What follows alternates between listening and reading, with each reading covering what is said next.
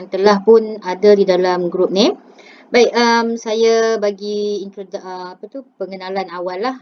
Awal sikit sebab pukul 10 anda akan mula membentang tepat pukul 10 ya. InsyaAllah hari ini kita akan dengar lagi 2 pembentangan daripada 2 kumpulan yang terakhir. Dan saya mengharapkan 2 kumpulan terakhir ini akan memberi satu pembentangan yang lengkap dari segi penguraiannya, dari segi isi, contoh dan juga pemahaman yang tinggi terhadap tajuk yang anda bentangkan. Dan saya mohon semua ahli kumpulan yang terlibat untuk pembentangan untuk membuka kamera. Walaupun anda tidak membentang tetapi buka saja kamera sebab saya perlu melihat kepada penyertaan anda di dalam pembentangan ini. Untuk markah, saya telah pun bincang pada anda dalam pembentangan yang lepas apakah ciri-ciri markahnya berdasarkan pengalaman grup A dan grup B yang lepas. Saya harap pada hari ini grup C dan grup D boleh membentang dengan lebih baik dan lebih telitilah dalam pembentangannya. Okey, kita ada masa dalam 1.5 minit lagi. Pukul 8 boleh tepat membentanglah boleh mula membentang untuk kumpulan yang perlu membentang pada hari ini. Okey, saya ucapkan selamat berjaya. Pukul 8 boleh mula membentang. Okey.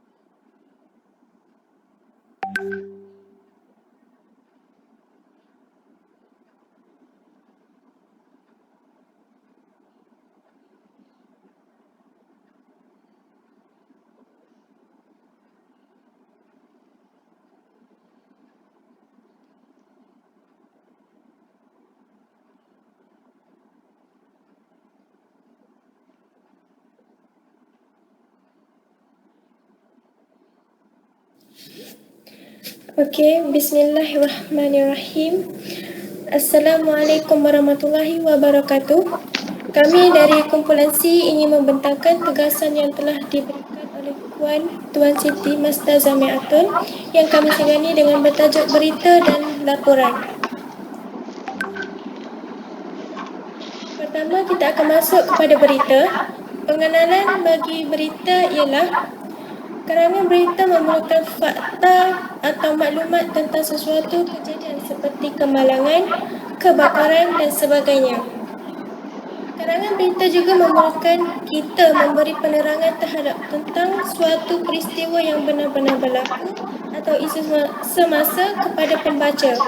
Maka setiap fakta yang disampaikan mestilah betul, logik dan boleh diterima akal yang waras. Kedua, maklumat dalam kandungan berita seharusnya memikir dan menjawab persoalan seperti apa, siapa, bila, di mana, mengapa dan bagaimana. Banyak menjadi persoalan, apa itu berita? Berita merupakan informasi ayat yang ringkas, padat dan tepat. Berita juga mudah dibaca dan mudah difahami.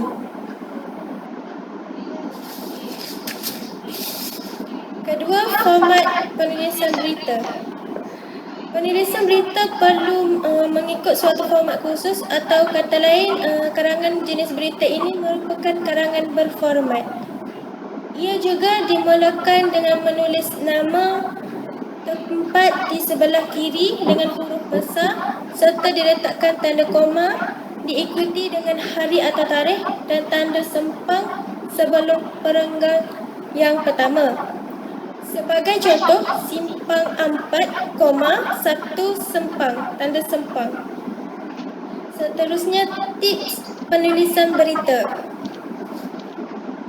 Isi kepada berita yang paling penting haruslah didahulukan, manakala isi berita yang kurang penting dikemudiakan. Maka susunlah isi berita dengan baik. Malah kita perlu sertakan huraian dan contoh-contoh agar berita yang ditulis lebih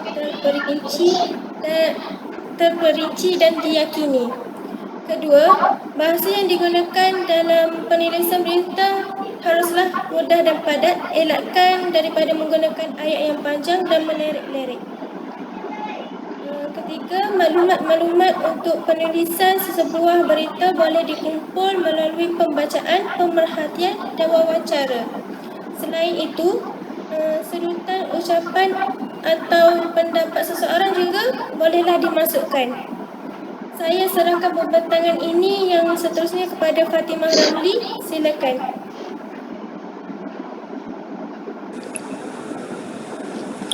Baik, yang seterusnya, semasa menulis karangan berita, anda harus mengingatkan 6 persoalan, iaitu apa, siapa, bila, di mana, mengapa dan bagaimana. Yang pertama, apa? Apa menerangkan peristiwa yang berlaku dan menjadi tema atau inti berita. Maksudnya, persoalan apa memberikan maklumat utama kepada keseluruhan berita. Yang kedua, bila. Bila menerangkan masa sesuatu peristiwa itu berlaku.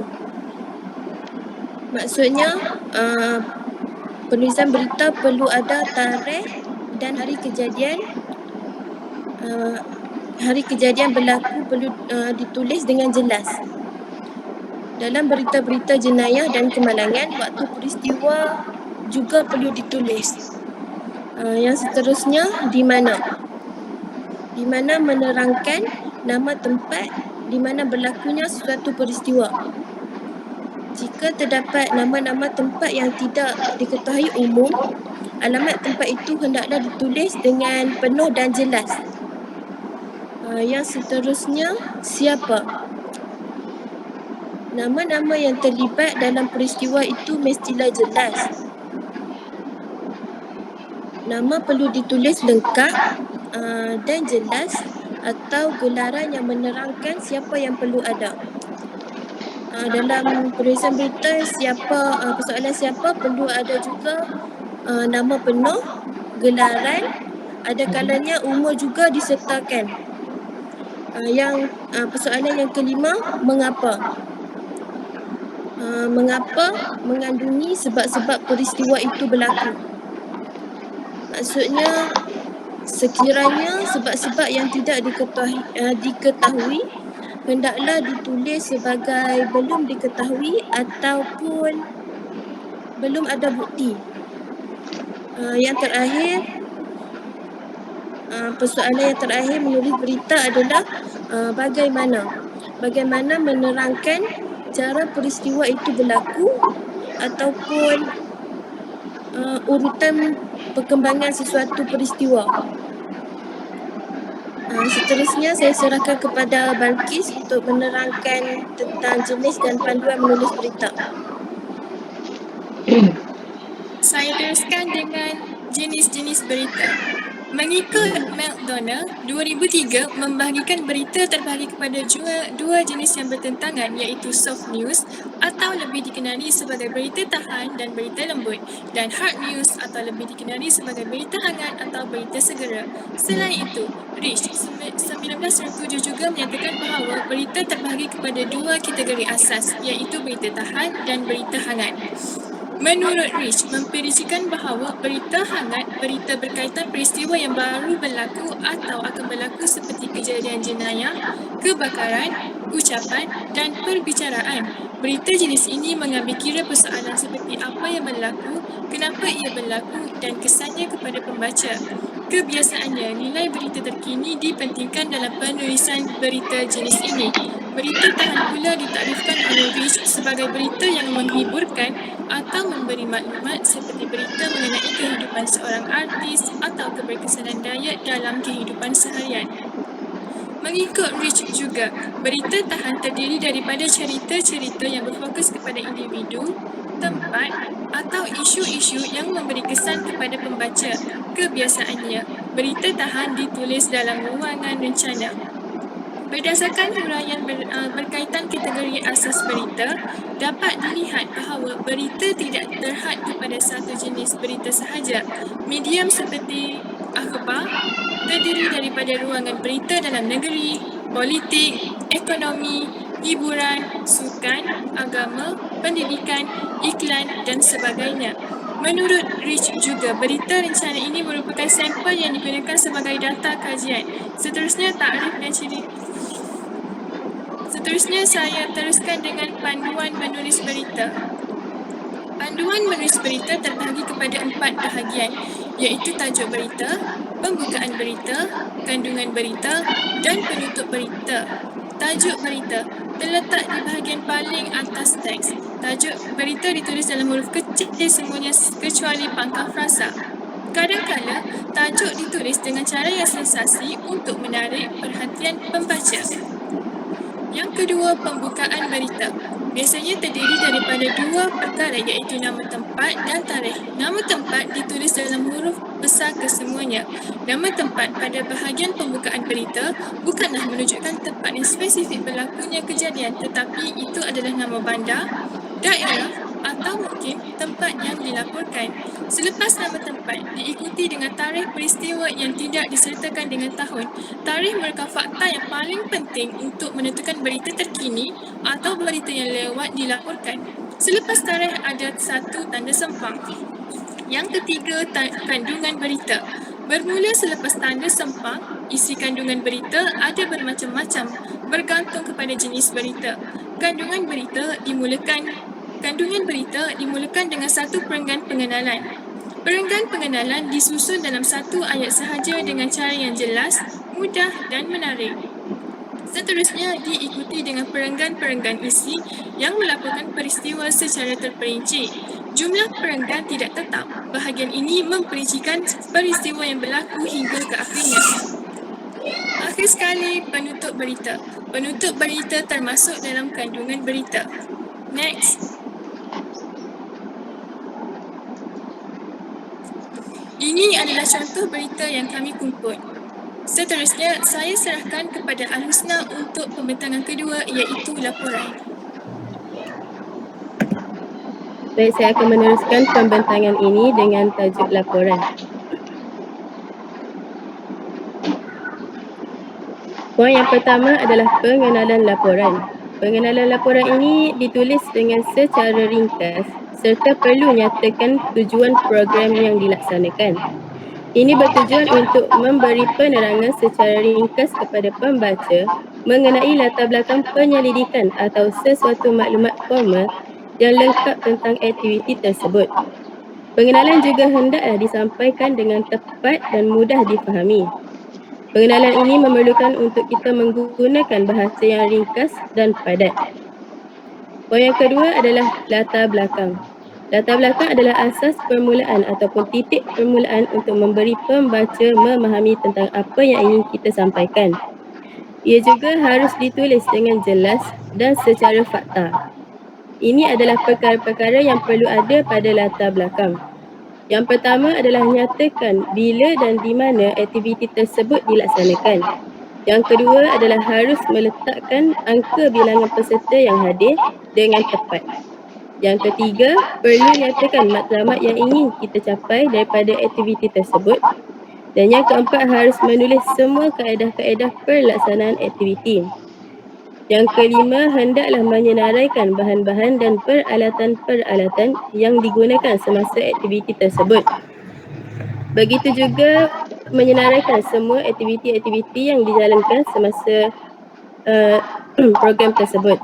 Dan akhir sekali, pada latar belakang, kita harus memberitahu dalam laporan tersebut siapa pengendali atau fasilitator yang terlibat.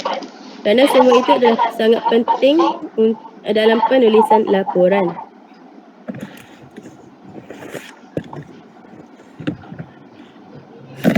Poin yang ketiga adalah huraian penilaian. Bahagian ini merupakan bahagian yang paling utama dalam sesebuah laporan. Ia juga dikenali sebagai bahagian hujah. Ia merupakan bahagian yang menghuraikan dan menjawab objektif penyelidikan. Huraian dan jawapan setiap objektif ditemukan dengan bukti dan hujah yang kukuh. Ia biasanya digunakan untuk menilai sesuatu laporan prestasi seseorang pegawai dalam aktiviti tersebut. Lazimnya penilaian ini bertaraf sulit dan laporan ini mesti tepat agar keputusan yang diambil adalah betul. Ini adalah contoh ayat yang menggambarkan huraian laporan. Macam hasil kajian mendapati bahawa, lepas pada bahawa tu baru kita tulis jawapan objektif aktiviti tersebut. Poin yang keempat adalah pencapaian aktiviti. Pencapaian aktiviti ini adalah melakukan suatu kajian atau penelitian terhadap suatu laporan. Perkara ini dianalisis di dalam laporan tersebut adalah meliputi isi peristiwa, kronologi masa dan semua aktiviti yang dilakukan. Ini juga bertujuan untuk menganalisis sesuatu aktiviti sebelum sebarang tindakan diambil terhadapnya. Ia juga memerlukan penelitian secara terperinci terhadap sesuatu aktiviti dalam proses penganalisisannya. Ia juga boleh diagih-agihkan pada beberapa bahagian atau peringkat tertentu. Okey, seterusnya saya serahkan kepada Lin Sofia untuk pembentangan seterusnya. Saya akan meneruskan poin seterusnya iaitu kemajuan atau masalah. Secara ringkas, huraikan kemajuan atau masalah yang dihadapi semasa pelaksanaan aktiviti. Tujuannya adalah untuk menyediakan satu rancangan yang boleh digunakan untuk menyelesaikan masalah. Contohnya laporan tentang masalah kemerosotan disiplin pelajar. Memerlukan penulis yang mempunyai daya fikir yang kreatif dan penakulan yang dalam agar punca masalah dapat dikesan dan diberikan cadangan penyelesaiannya. Seterusnya, cadangan. Huraikan cadangan untuk penambahbaikan. Poin seterusnya, gambaran aktiviti atau laporan. 6 keping gambar asal iaitu saiz 4A beserta caption dilaporkan sekiranya mendapat peruntukan gambar dan laporan. Poin seterusnya, penutup. Rumusan aktiviti, ucapan penghargaan kepada semua pihak yang terbabit beserta dengan pengakuan pelapor, tarikh, tanda tangan, nama pelapor dan jawatan pelapor. Pengakuan pelapor hendaklah ditulis di sebelah kiri selepas perenggan. Penutup tanpa koma dibubuh selepas pengakuan tersebut. Tarikh ditulis di sebelah kanan iaitu bersebelahan dengan pengakuan pelapor. Seterusnya, tanda tangan hendaklah ditulis di sebelah kiri selepas pengakuan pelapor. Seterusnya, nama pelapor ditulis selepas tanda tangan dengan menggunakan huruf besar sepenuhnya dalam kurungan. Dan yang terakhir ialah jawatan pelapor. Hendaklah ditulis di sebelah kiri dan di bawah nama pelapor. Ini adalah salah satu contoh laporan yang kami kumpul.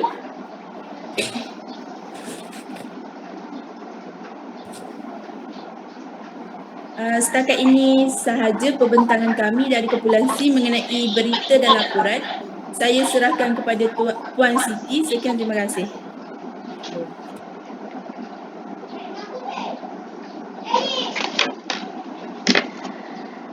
Okey, terima kasih banyak-banyak kepada kumpulan yang membentang. Okey, daripada Amni, Husna, Balkis, Nurlin dengan Fatimah. Terima kasih atas pembentangan anda untuk tajuk teks berita dan juga laporan. Baik, ada masa lagi berbaki 15 minit kalau ikutkan, banyak lagi baki masa. Untuk dari segi komen sedikit daripada saya. Tu sekejap, buka sekejap. Siapa yang adjust awak punya ni? Amni buka bahagian simpang 4 tadi tu. Contoh awak bagi kat saya tu. Simpang 4. Ni.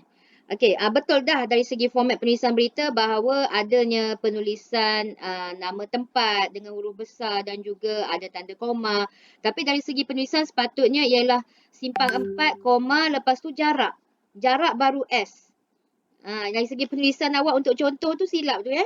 Jadi kalau awak nak edar pada orang ni, takut orang salah lah. Jadi sebelum awak hantar slide ni kepada saya dalam grup, tolong betulkan edit sikit simpang 4, koma, lepas tu tekan tab dulu, baru tekan huruf S. Sentiasa ingat selepas dalam penulisan menggunakan komputer, kita menulis perkataan terakhir bila dia dengan koma dia dekat. Macam 4 dengan koma dekat. Tetapi selepas koma sentiasa tekan tab ataupun orang kata jarakkan sekali untuk perkataan seterusnya. Itu adalah teknik penulisan yang betul ketika menggunakan komputer. Sama dengan noktah. Awak buat simpang 4 contohnya. Simpang 4 noktah. Noktah dengan 4 dekat. Untuk memulakan perkataan baharu, awak kena jarak sekali. Tekan tab tu sekali. Bukan tab, apa orang panggil benda ni?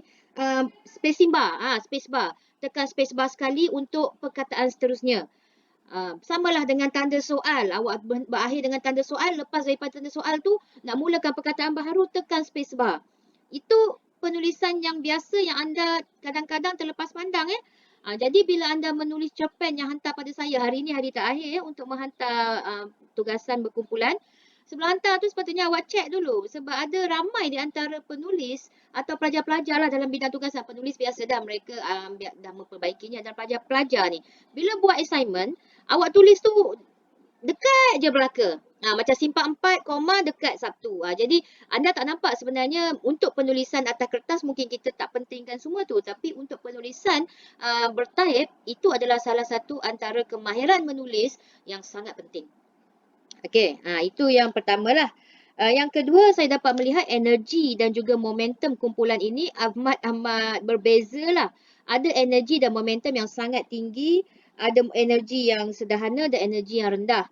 Maksudnya awak ni tak semua lima orang ni mempunyai energi dan momentum yang sama. Saya boleh kata yang paling menarik tadi ialah Balkis. Balkis, awak mempunyai pembentangan yang sangat menarik. Dari segi intonasi awak tu macam orang baca berita. Okey, intonasi pembentangan lah. Baguslah awak mempunyai intonasi pembentangan. Husna, Fatimah, Nolin dan Amni walaupun bagaimanapun awak mempunyai energi dan momentum yang sederhana atau rendah. Maksudnya ia menjadi rendah apabila awak membaca apa yang ada sekadar di slides. Ataupun awak sekadar membaca teks yang awak tulis. Teks itu boleh ditulis tetapi macam Balkis, saya tahu Balkis pun membaca teks yang dia tulis tetapi dia mengaplikasikan intonasi pembentangan tu dalam pembacaan dia. Tak salah tulis teks, memang tak salah. Tapi intonasi ketika membentang tu, jangan bunyi intonasi membaca.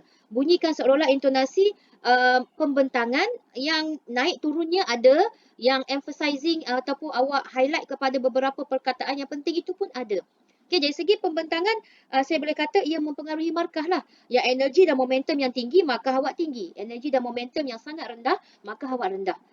Kenapa? Kerana walaupun Balkis membaca teks dia, tapi bila dia menggunakan energi dan intonasi yang sangat baik, dia memaparkan pemahamannya. Okay, berjaya memaparkan pemahamannya walaupun dia sekadar membaca. Tetapi kalau energi awak tu rendah, walaupun awak ada teks yang bagus, ayat yang sangat cantik, ayat yang sangat jelas, tapi bila energi awak rendah, awak sekadar membaca teks awak dalam bunyi intonasi membaca, dari segi penonjolan pemahaman awak tu tak sampai. Mungkin penghuraian awak elok, markah penghuraian mungkin 2 atau 3, tetapi markah pemahaman rendah sebabnya awak tidak tunjuk dari segi intonasi awak bahawa apa yang awak cakap tu awak faham. Apa yang awak cakap tu ialah apa yang awak maksudkan.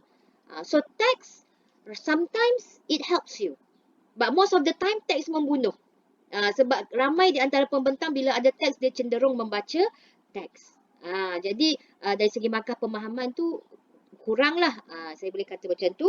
PowerPoint awak sangat menarik. Okey, ada binatang-binatang yang comel-comel, cute-cute, menarik lah. Jadi saya pun taklah bosan tengok, apalah kadang-kadang bosan sangat kan kita tengok PowerPoint, tapi sangat menarik PowerPoint awak. Ada buaya pergi sekolah lagi. Dan juga contoh tu saya sebenarnya, kalau boleh saya nak contoh yang hidup macam contoh berita tadi, awak ambil 2, buku teks dan juga contoh berita yang betul daripada surat khabar. Tapi untuk laporan, awak ambil fully daripada buku teks. saya kuranglah. Kalau ikutkan saya nak contoh laporan juga yang betul-betul real-real. Mungkin laporan daripada mana-mana organisasi, laporan daripada kementerian atau laporan daripada mana-mana kelab atau persatuan. Iaitu yang sepatutnya lah bila pembentangan. Kita tak nak pembentangan itu adalah pembentangan yang fully daripada buku teks. Tak nak. Kita nak pembentangan itu adalah hasil pemahaman awak, hasil rujukan awak dan pendidikan awak. Yang bagus tadi tu ialah bila awak keluarkan, siapa tadi? Balkis rasanya, yang mengeluarkan research dia. McDonald dan juga siapa seorang lagi tu tak ingat. McDonald dengan seorang lagi tu. Okay. Pardon? Rich. Rich. McDonald dan Rich. Bagus. Sebenarnya untuk pembentangan, okey, sila pegang pada diri anda dah di peringkat diploma. Bila peringkat diploma, kalau boleh untuk pembentangan anda, raja-rajakan diri masuk ke bahagian tesis. Masuk ke bahagian mana-mana tesis. Awak pergi ke Google Scholar. Jangan masuk Google biasa. Masuk Google Scholar. Awak cari tajuk. Ada orang yang buat tesis terhadap tajuk penulisan ya. Ada, bukan tak ada. Ada orang yang buat tesis tentang tajuk penulisan berita, tajuk penulisan laporan, tajuk wawancara. Ada orang buat tesis. Jadi bila awak petik nama-nama scholars ni ataupun cendekiawan yang buat research untuk pembentangan anda, ia menunjukkan bahawa pemahaman anda itu lebih baik dan rujukan anda lebih luas. Yang itu yang kita nak untuk pembentangan di peringkat IPT.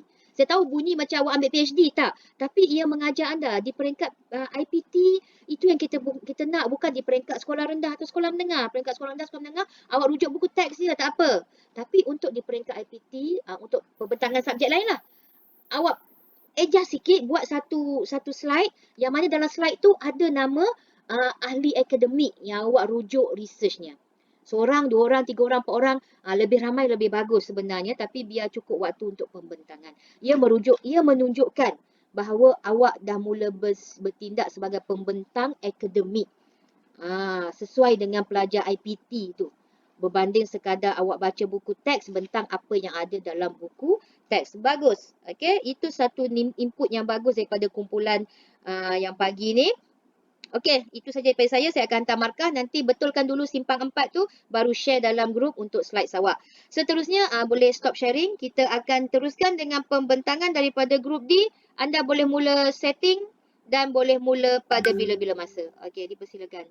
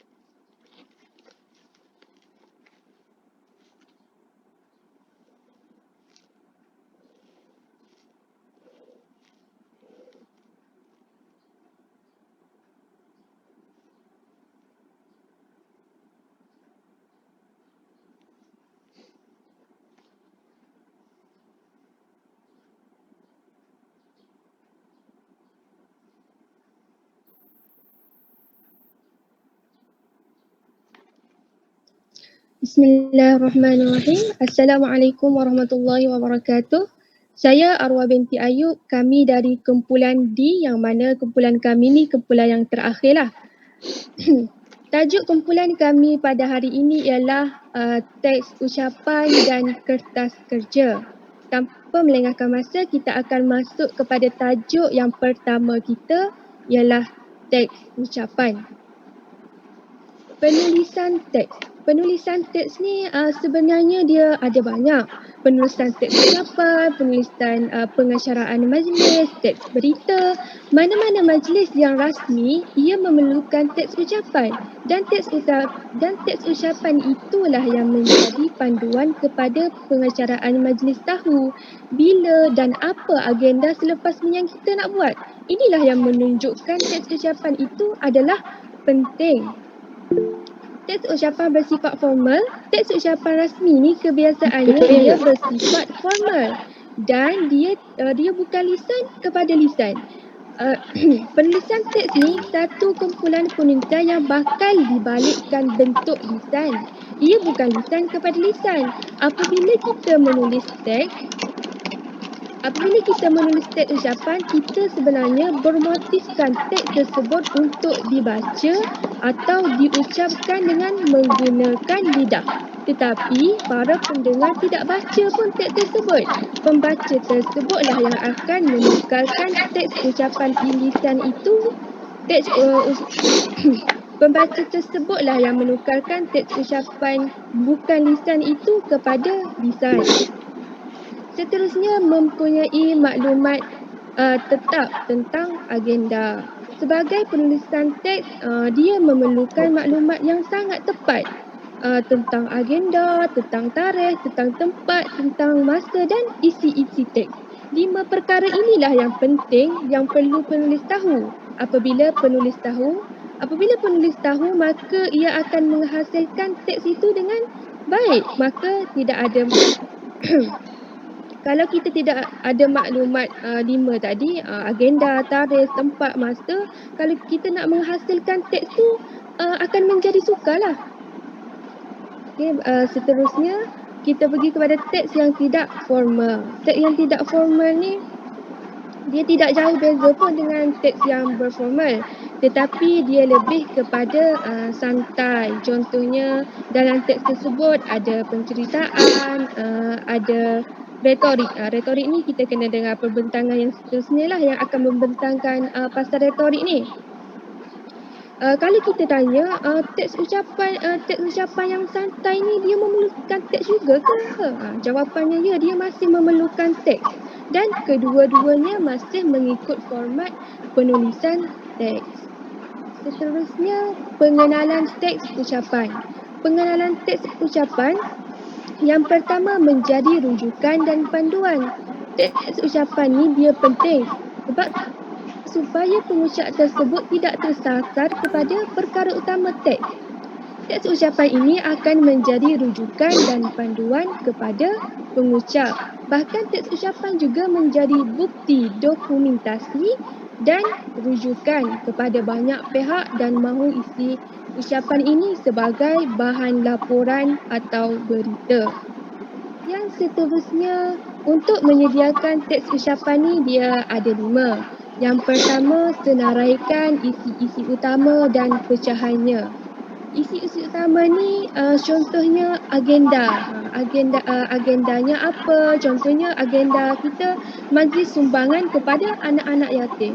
Maka isi pertama dan pecahannya melihat kepada agenda tersebut, melihat kepada tajuk tersebut. Contohnya tajuk kita sumbangan kepada anak yatim kan. Jangan pula kita nak masukkan isi-isi dia pasal sukan pula sebab ia tidak kenalah dengan tajuk tersebut.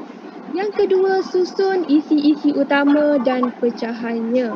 Selepas senaraikan isi-isi utama tadi, kita susunlah yang mana dahulu, yang mana kemudian. Bila kita susun teks itu dengan betul, teks itu dengan baik, maka para pendengar pun akan mudah faham dan mereka pun tidaklah rasa mudah bosan. Kan? Yang ketiga, kumpul maklumat bahan-bahan sokongan. Bila kita tulis teks, kita kena cari data-data dan maklumat yang betul sebab kadang-kadang pendengar ni bukan seorang dua je, kadang-kadang ratus-ratus, ribu-ribu orang ataupun satu Malaysia yang dengar teks kita. Takkan perkara yang disampaikan hanya omong-omong kosong. Dan teks itu jugalah yang akan menyokong hujah kita. Yang keempat, sediakan teks dan bahan ucapan. Lepas kita boleh maklumat itu semua, kita tulislah teks tersebut. Kita tulis teks dan bahan-bahan ucapan tersebut. Bahan ucapan ni contohnya dalam tu kita masuk doa, kita masuk kata-kata hikmah ke, kita masuk sajak ke ataupun sebagainya. Yang seterusnya, yang kelima, semak dan uji. Semak dan uji ni kita hantar kepada pihak kedua atau pihak ketiga supaya semak teks kita dalam tata bahasa, dalam segi kesesuaian isi dan sebagainya. Uji pula, orang kedua baca teks kita tu, dia faham tak apa yang kita tulis? kadang-kadang takut penulis seorang je yang faham apa yang kita tulis, tetapi bila orang lain dengar, bila orang lain baca, dia tak faham pun apa yang kita tulis. Walaupun nombor 5 ni jarang orang buat, tapi ia sangat digalakkan lah. Okey, setakat itu saja pembentangan saya. Saya serahkan pembentangan ini kepada Wan Khadijah.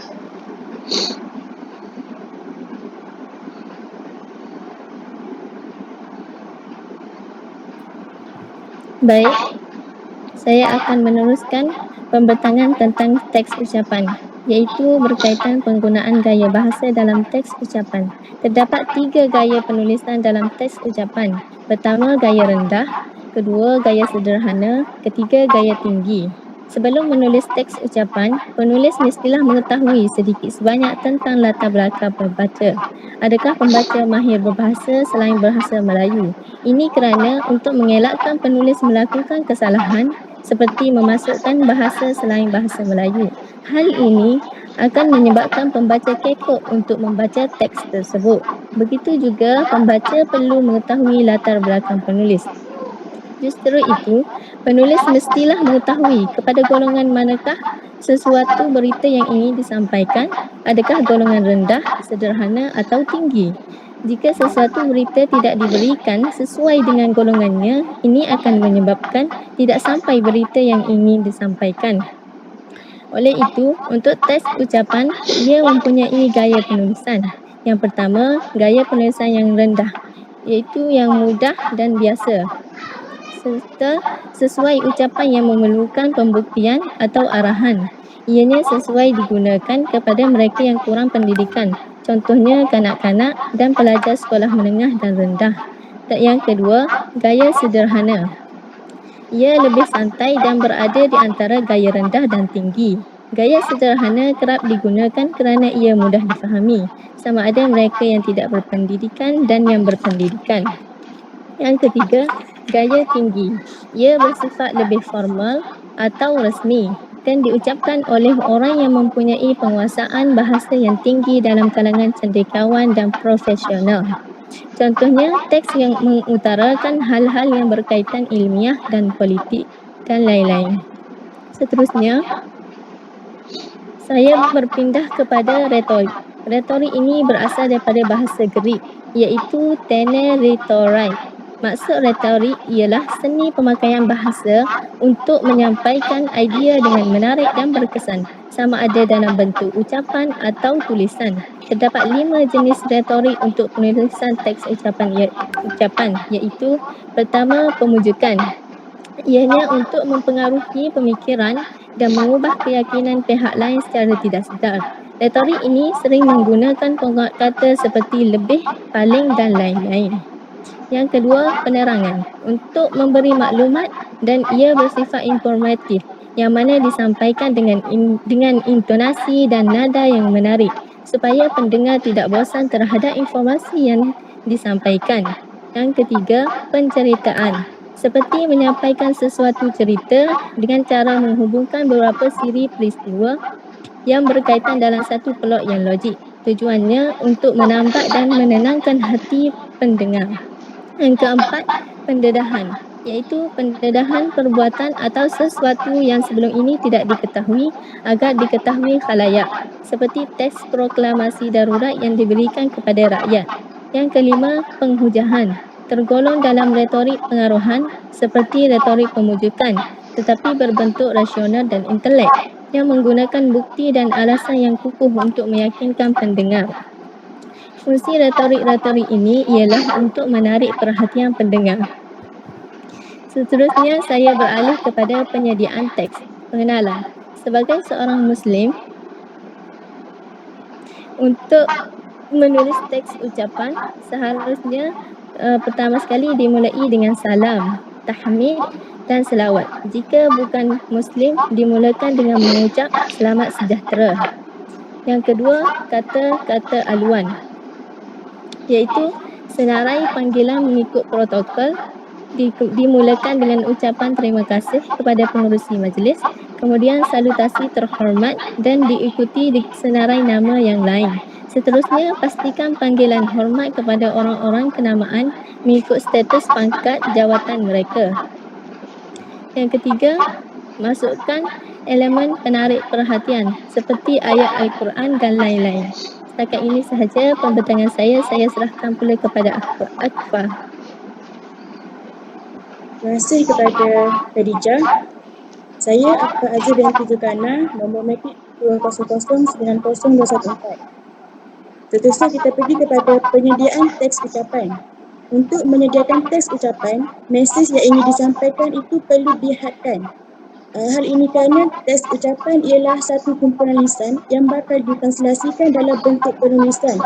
Jadi kita kena fokus pada isi sahaja.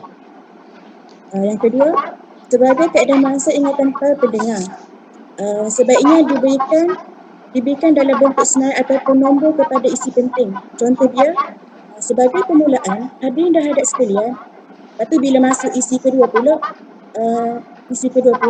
seterusnya, hadirin hadirat sekalian, begitu juga bila masuk isi ketiga, keempat dan seterusnya, kita juga boleh guna di samping itu, tambah pula, selain itu. Jadi, bila kita masa ingatan pendengar, kita sebenarnya memfokuskan lagi mereka untuk mendengar ucapan kita. Jadi yang ketiga pula, kita kena mulakan perkara utama dulu dan pecahkan kepada beberapa cabang penjelasan. Nak buat isi utama ni, kita kena tahu agenda dia ke apa. Contoh dia, isi utama kita ingin mengeluarkan statistik tentang mangsa banjir di tempat banjir. Jadi isi utama dia mengeluarkan senarai bantuan yang pernah diberikan di tempat banjir. Kalau pecahan pula, di mana bantuan boleh didapati oleh ayat sekalian. Jadi isi utama itu perlu kena dengan tajuk dan tempat. Jangan masukkan agenda lain dalam teks ucapan yang ingin disampaikan. Yang paling penting adalah kita kena ada bukti dan fakta untuk menyokong isi utama ataupun isi pokok kita tu. Sini kita kena cari data-data yang betul, bukan sekadar janji-janji kosong ataupun ucapan palsu. Sebab bila kita berucap, kita akan berdepan dengan ramai pendengar. Kita kena pastikan maklumat kita itu betul. Kerana itulah yang akan menyokong hujah kita. Seterusnya kita pergi kepada penyediaan teks penutup.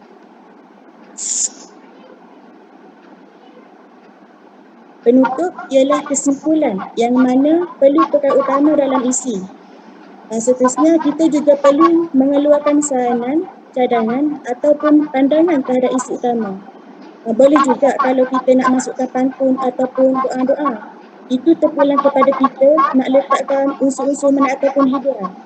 Akhir sekali, penutup juga boleh dikaitkan dengan kenyataan yang ada di awal ucapan tadi. Seterusnya, kita pergi kepada kertas kerja.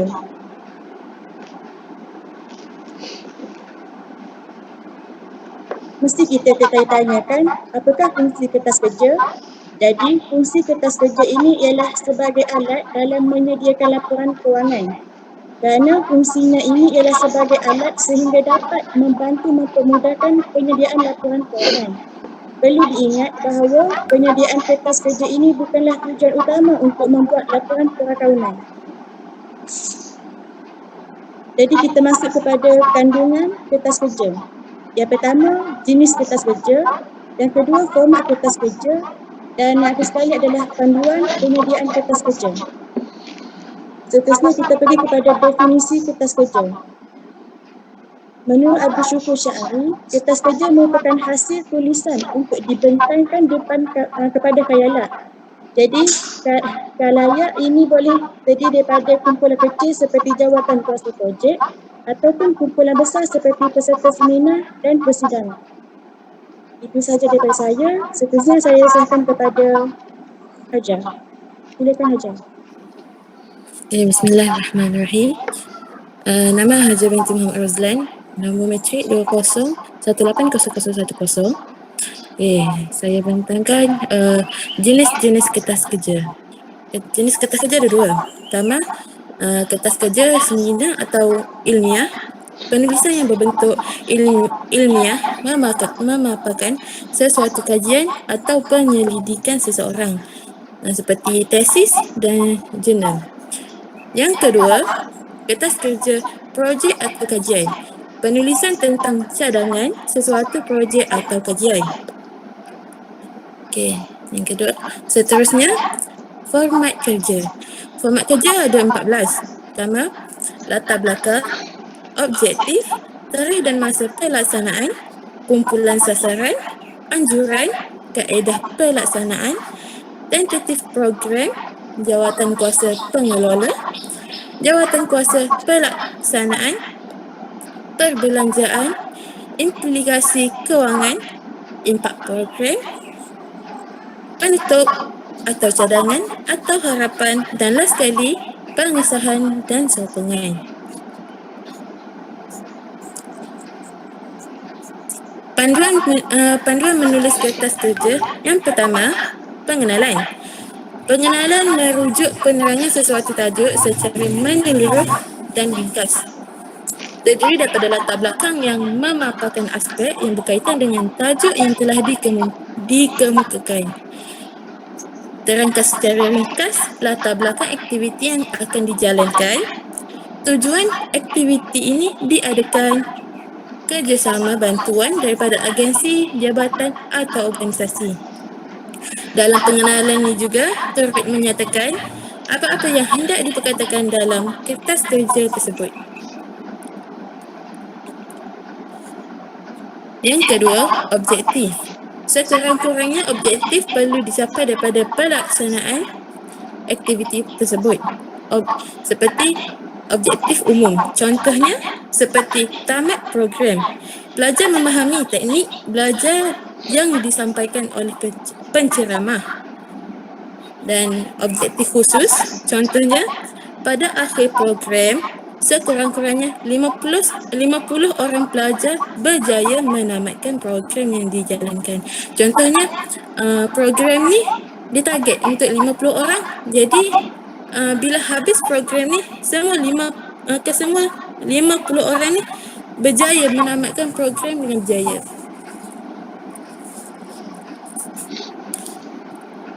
Yang ketiga, tarikh dan masa pelaksanaan.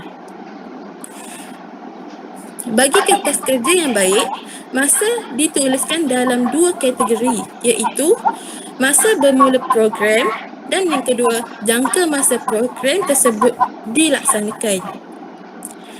Yang keempat, kumpulan sasaran.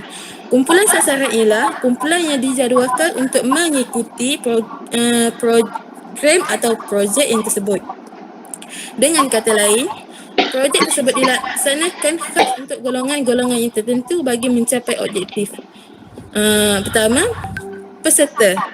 Jadi, siapa peserta? Sama ada pelajar atau orang awam, pelajar sekolah atau universiti. Seterusnya, bilangan penyertaan. Termasuk juga dengan urus setia. Seterusnya, lampiran senarai peserta seperti nombor kad pengenalan, nombor matrik dan nombor telefon. Yang kelima, anjuran.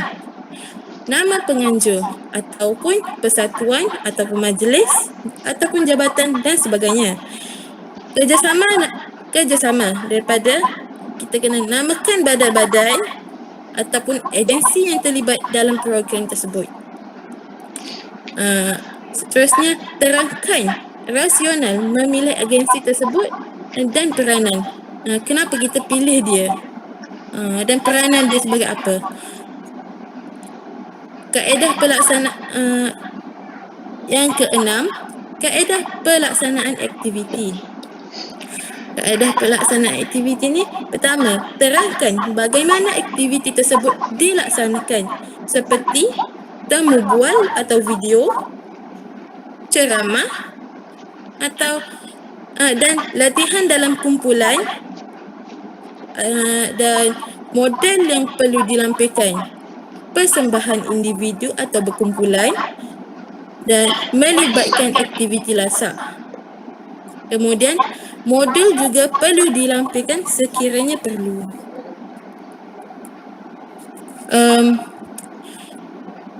Dalam kertas kerja juga ada konsep.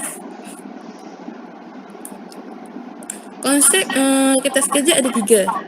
Pertama, kertas kerja yang ditulis bagi mendapatkan lulusan untuk menjalankan sesuatu projek. Yang kedua, dibentangkan dalam sesuatu mesyuarat untuk menyatakan permohonan tertentu. Yang ketiga, bagi mendapatkan kelulusan daripada jawatan kuasa tertinggi dalam organisasi tersebut. Sekian daripada saya.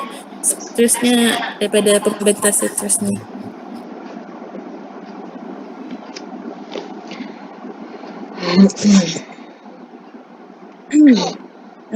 Terima kasih kepada keempat-empat sahabat saya. Okey, saya pembentang terakhir iaitu Rabiah Adawiyah binti Osman, nombor matrik 200900215. Okey. Yang keseterusnya saya akan membentangkan panduan menulis kertas kerja. Okey. Panduan menulis kertas kerja yang ketujuh ialah tentative program. Tentative program ni ialah atur cara ataupun butiran nama penceramah dan tajuk. Contohnya penceramah nama Maria, tajuk dia Anugerah Tuhan. Okey. Kita kenapa nak buat atur cara ni? Kenapa nak tulis secara detail? Sebab kita tidak mahu tertukar dengan penceramah lain. Kalau tertukar tajuk dengan penceramah lain kan majlis tu jadi rosak. Okey. Seterusnya kita kena letakkan masa, hari, aktiviti yang akan dijalankan. Ni memang kena letaklah masa, hari, aktiviti yang akan dijalankan. Okey, yang seterusnya nombor 8 ialah jawatan kuasa pengelola.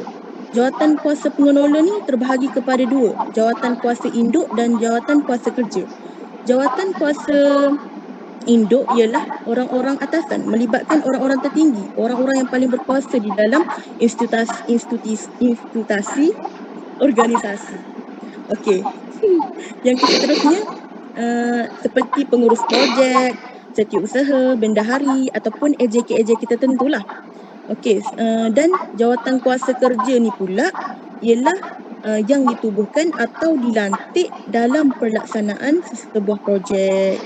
Okey.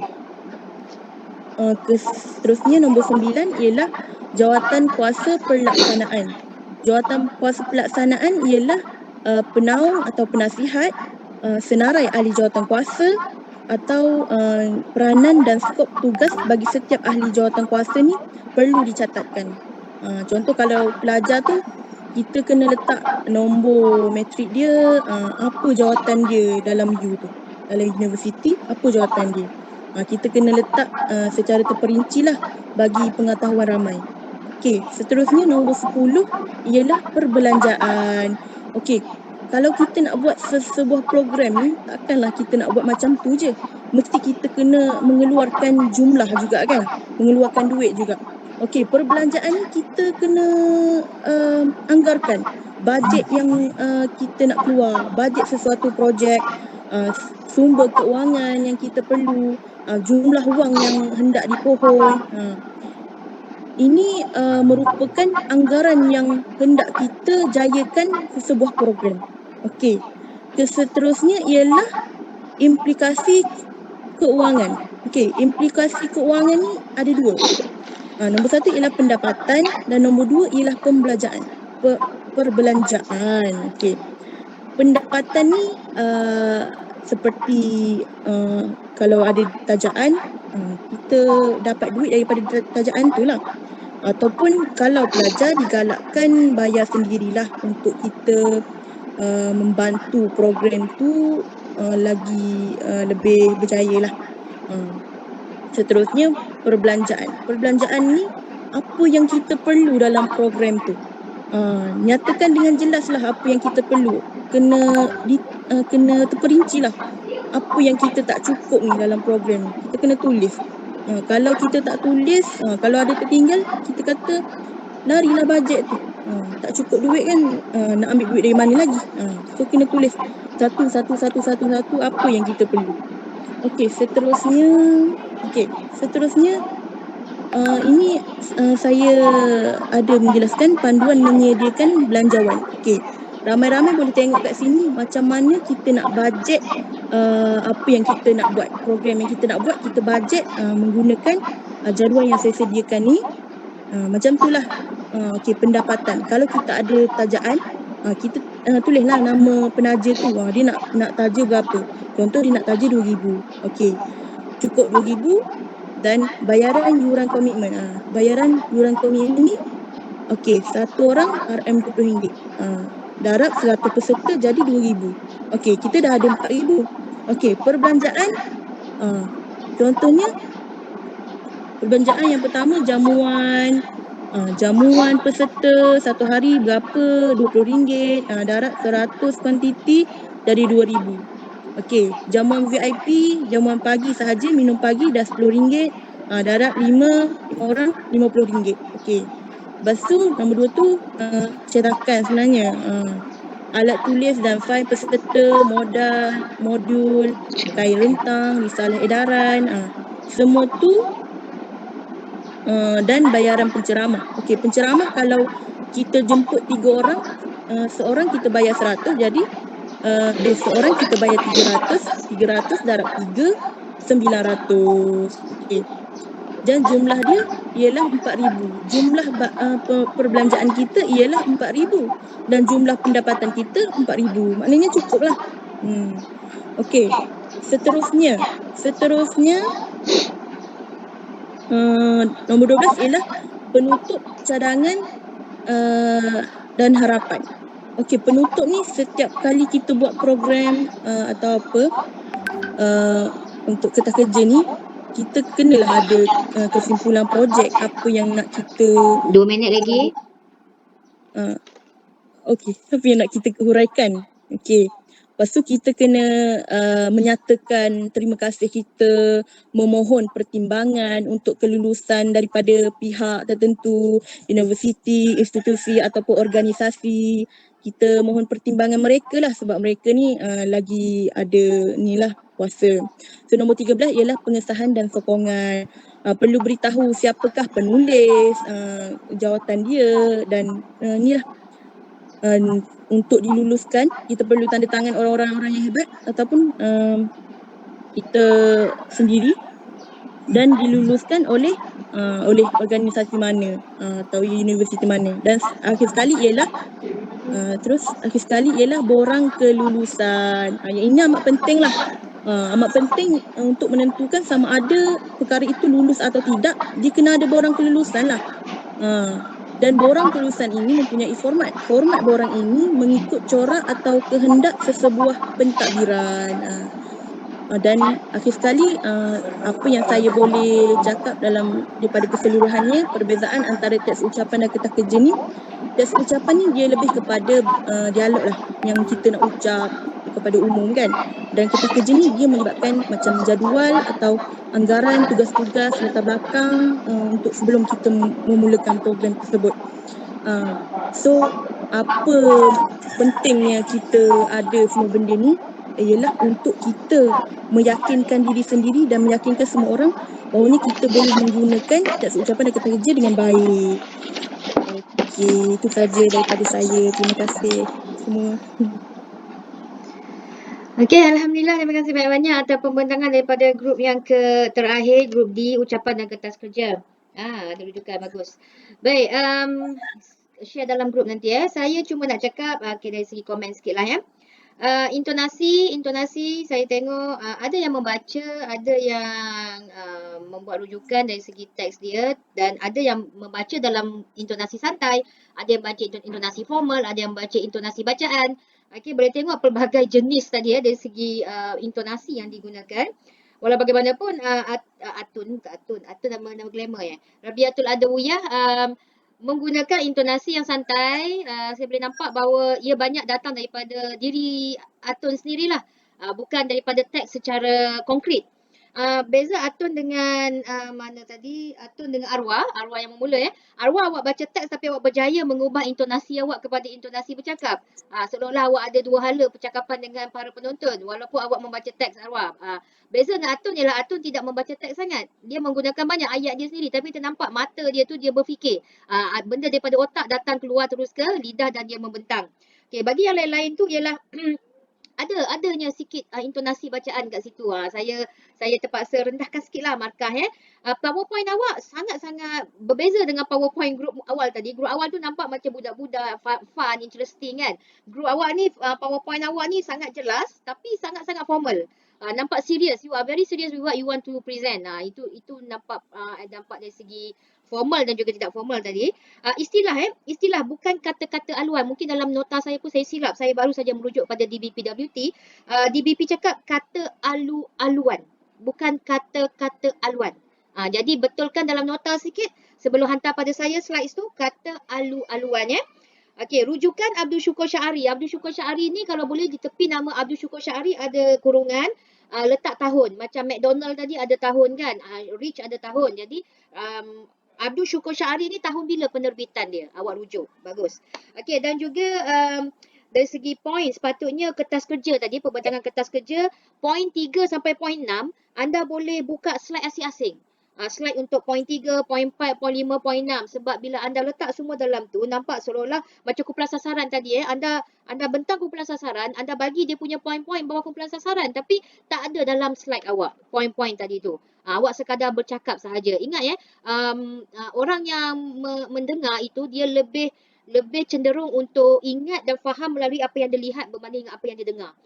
Jadi sebab itulah slide sini adalah salah satu di antara orang kata senjata utama para pensyarah ataupun para cikgu.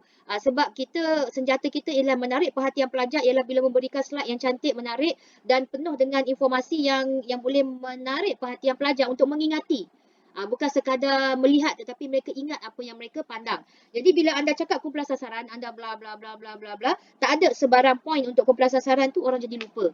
Orang ingat kumpulan sasaran ni peserta saja, tak ada tapi tadi dari segi penjelasan Khadijah kan kalau tak silap, kertas kerja kumpulan sasaran tu dia ada pula kepada peserta AJK, majlis tertinggi ke apa-apa lagi tu, ada beberapa kumpulan sasaran tu. Okey, jadi sangat baik untuk kedua-dua pembentangan hari ini. Hantar slide dan saya akan hantar markah awak kepada wakil yang menghantar slide dalam kumpulan. Terima kasih banyak-banyak. Ini minggu yang ke-10, link kehadiran sekejap